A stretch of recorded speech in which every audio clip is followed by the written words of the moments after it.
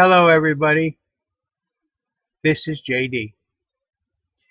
Today I'm going to talk to you about something that really scares or has me concerned about the Constitution and our government and the Declaration of Independence and the downfall of the Roman Empire and why we had the revolution of the United States from the British Commonwealth government. All deals with what this video is about, law and order. Benjamin Franklin once said that those who are willing to trade freedom for safety deserves neither freedom nor safety. Law and order is safety. Justice is freedom. When we had our revolution, and what will follow as a write-up here will be the Declaration of Independence. When we had our revolution, one of the things that we were against, and you could see it in the first 10 amendments, is law and order. We were more concerned about justice. Our country, when it was founded, would rather have freed 100 guilty men or women than to place one innocent victim in prison. Law and order works the opposite way. Our nation today would rather convict and place in prison every single innocent person. Matter of fact, they would rather convict and place in prison anybody, whether they're guilty or innocent. But before I can really tell you this, let me just use 3 local examples that I have witnessed or experienced. One, a lady had a purse snatched by a purse snatcher robber. She grabbed it, and when she grabbed it and pulled it back, the guy who snatched it and robbed it fell and broke his leg. He took her to court and sued. He won because her grabbing the purse caused him to fall and broke the leg. But being a person from safety, we look at the chain of events to see what actually caused the accident. What actually caused the accident was not her grabbing the purse, but him grabbing the purse from her in the first place, which in turn caused her to grab her purse back, which in turn caused him to fall down. So actually the individual, this man, who broke his leg, by grabbing her purse initially, caused the accident to happen. Therefore, he is responsible, not the lady who grabbed back her purse. But the court system prosecuted her, and she had to pay whatever he sued, etc., etc., etc. There's one example of law and order. Now I'm going to give you another example. Now this one's going to affect a lot of you women out there. This girl was dating this guy. She broke up with him, and he got fanatical about it. He had broken and beaten her up a couple times. Refused to accept no for an answer. She started dating another guy, and he broke in and beat him up and her up. He had several court orders telling no, to keep away. He was not allowed even in the building she was living in. This guy had constantly threatened her to the point where he was going to kill her and her boyfriend. Well, they were afraid of him, fearful of him. One night, he came in, busted the door down, started on them, and she shot him. And he killed him. Now, a just society would say she acted in self-defense. She was in fear of her life. The guy has already shown violence. He showed no respect for the law. He did not leave her alone as ordered by the judicial system. He had constantly beaten up badly, put her boyfriend in the hospital, and threatened to do the same or kill her. That should have been self-defense. But the state of Virginia wished to prosecute it on involuntary manslaughter or manslaughter. Well, I guess it was manslaughter. And she was convicted and sent to jail. That's law and order. A woman who was fearful of her life went to jail because another man who was beating upon her and her boyfriend did not abide by any court orders or police warnings to stay away from this woman and quit beating her up. So she ended up in jail. That's law and order, not justice. Another innocent victim going to jail. Now let me do another one. This young man, he knew this girl here in Virginia, not far from here. And they were friends. And then he moved to North Carolina with his parents. I don't know what kind of relationship he had with this girl, but I believe they were just friends.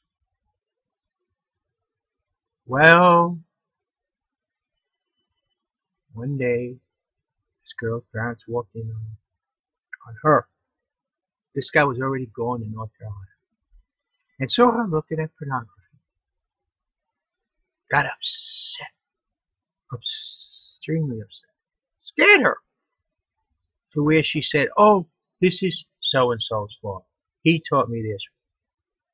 We did this, and on and on. So, thinking that he was out of state and gone, her parents pursued legal action. This young man went to jail. Not involved at all with what happened. But the girl, who was afraid of her parents, lied.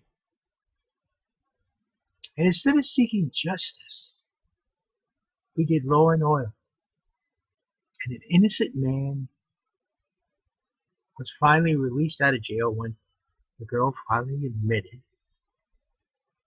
she lied. She perjured herself because of the fear of her parents.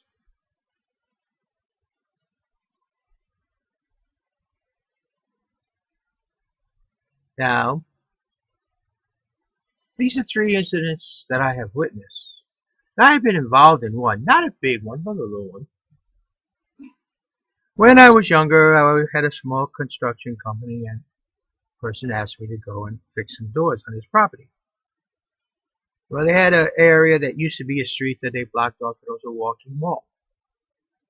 Now, I noticed there was construction on 2 stores down, and they had a bunch of trucks there and all this stuff. So I went to the police officer. I asked the police officer, would it be okay if I brought my vehicle to the door just a couple of stores down and offload my stuff, then I'll go park it, then I'll come back, and then now when I'm ready to leave. And the police officer says, no problem, because all this construction, everything's fenced off there, you can do it.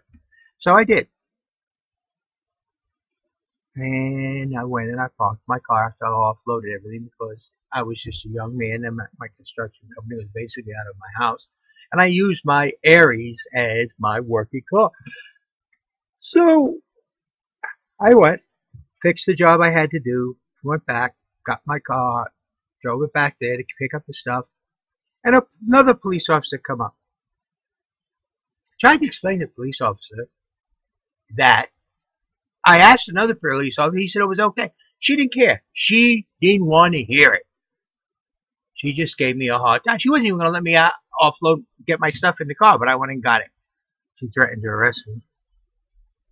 So I sat here and waited for her to find something, because she heard me say, doggone son of a bee. She wanted to get me for cussing at her, but doggone son of a bee is not cussing. At that time, I never cussed at all. And she went through. Another guy come up, and he come, and they went through books, and they called him back and forth, or whatever. Finally, she gave me a ticket for being on the mall. And I said, but I got permission. Didn't care. So I moved my car, parked it in the parking lot again. And in the parking lot was the meter maid that was standing alongside me when I got the permission from the police officer to bring my car. So when we went to court, first time I didn't have the meter maid, and I said, well, I can get a person, a meter maid, who could tell you a police officer told me I could come and park my car there and get the stuff off and on. And he said, well, bring the witness. So I brought the witness, and she told him. She told him the officer's name, everything. And you know, the judge told me, guilty. You needed a police officer to give you permission, not a meter maid. He wasn't listening because the meter maid didn't say she gave me permission. She said police officer named so-and-so gave me permission. She knew the name of the officer. She knew who the officer was. That's law and order. I paid my fine. I then gave up because there was no reason to fight. I was going to get convicted no matter what. Maintaining law and order, not justice. And that's what our country has come to. Mine may be just a traffic violation. The boy who went to jail for rape, who was innocent, I believe he had no sexual contact with his woman, girl, but when he finally got out of jail, he was no longer a boy, he was a man. This woman who went to jail because she shot and killed a man. I don't even think she killed him. I think she just shot him. Who wouldn't leave him alone, who attacked them, who beat them up, who put her and him a couple times in the hospital, went to jail. This woman who had a purse robbed from her with all her possessions, ID, identification, and everything, and who grabbed it back, was sued against and had to pay. That's law and order.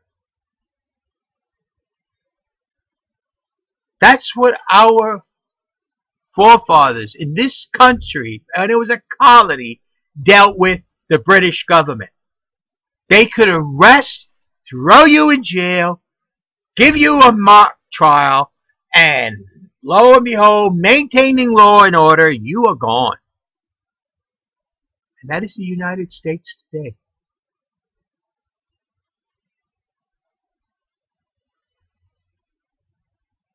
We once had a system that was devised on justice, that was built on humanity, justice, just, fair, equitable treatment.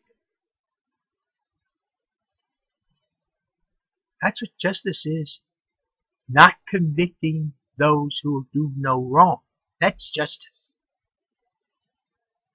And it was based on rather to let go free 100 criminals than to convict and persecute one innocent person.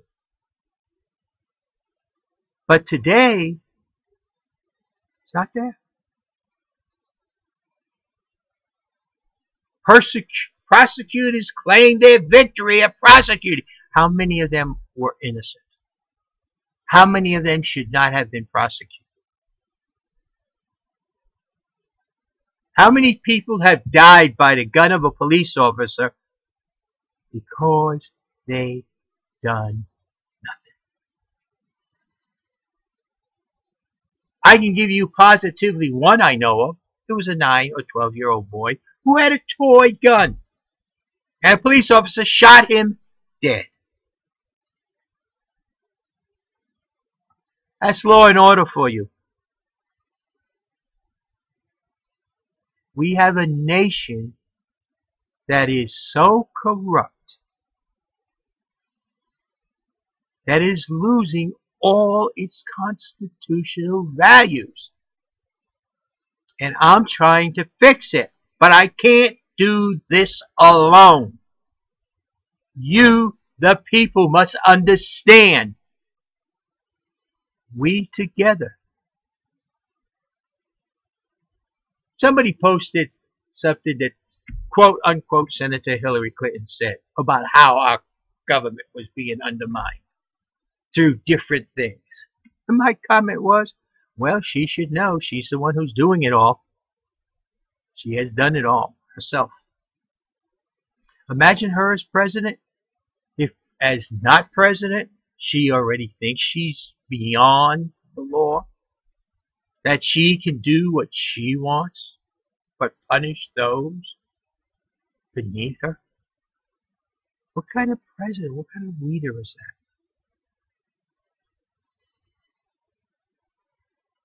That's Hillary Clinton. And then what about this governor of New Jersey with this Bridgegate thing? Shows you what kind of person he's going to be. Why do I say that? Because the very first day that traffic jam appeared at that bridge, it was in the news. And it caught my attention because being from New York, I had traveled that way many times, coming from Virginia. And it caught my attention the very first day, never mind 3 days later. And he said he didn't know nothing about it? Well, if he can't know what's going on in one of the smallest states of the United States of America as governor, it's something that I am in Virginia knew about the first day. Maybe I didn't know when they put those cones up, but I sure knew that evening in the evening news. How's he going to know what's going on in this country? He's going to be sitting in Washington, D.C., and California falls off the coast, and it's going to take him 2 months to find out there's no California left. See what I'm saying? And he thinks he could make a good president because he can argue and yell and scream. Heck, I can do that well, too. And I probably could doggone argue and yell and scream him down into the ditch and bury him in the gutter. But that doesn't make a good leader either.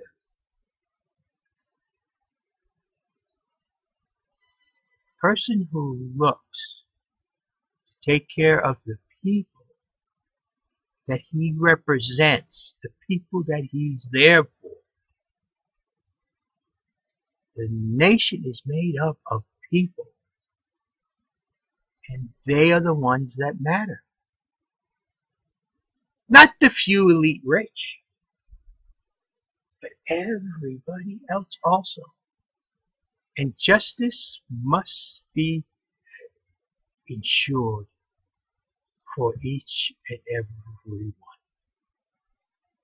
No matter who they are, no matter what gender they are, no matter what tan they have. And I say tan because I'm beige. I'm definitely not white. That calendar behind me looks white. I look kind of more like a beige, which is a form of brown. So it doesn't matter what kind of a degree of a tan you have. The color of your eyes. I got blue. Some people have almost pure black. Then there's the religion that cannot be involved. Your national heritage cannot be involved. Whether you were here when, quote unquote, the white man arrived, you are still an immigrant, either from Asia or Europe. They're beginning to believe now both had come to this new world before the colonies. So you see, people, justice is gone out of the United States and is exchanged with law and order. Let me give you a few people who believe in law and order. Well, the leaders of ISIS, they have their law, and this is the order. And it shall be done that way. We have Hitler, who believed that this is the law, this is the way it will be done. We had the ruling party of Japan Emperor was the law, and everybody was the order. No justice. North Korea is an example of law and order. I could go on and on. There's no secret with law and order. Law and order leads to dictatorship. It is a dictatorship. You will do this to maintain an orderly society, whether you like it or not. Justice, on the other hand, allows us to be free to do the right thing, the just thing, and thus maintain a just, free society. Now, me, as president, don't talk to me about law and order. I'm not a dictator. Talk to me about a just and free society, and I'll be there for you. But you talk to me about law and order, you're talking to the wrong guy. Because law and order is for the establishment. Justice and freedom is for the people. Thank you for your time. This is JD.